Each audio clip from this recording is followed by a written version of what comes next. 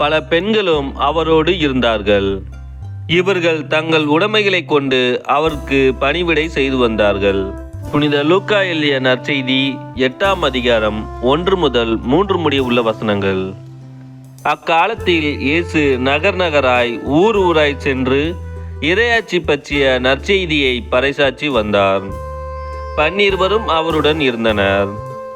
பொல்லாத ஆவிகளினின்று நோய்களினின்றும் குணமான பெண்கள் சிலரும் 7 பேய்கள் நீங்க பெற்ற மகதலா மரியாவும் யோரோதேவின் மாளிகை மேற்பார்வையாளர் கூசாவின் மனைவி யோவன்னாவும் சூசன்னாவும் மேலும் பல பெண்களும் அவரோடு இருந்தார்கள்.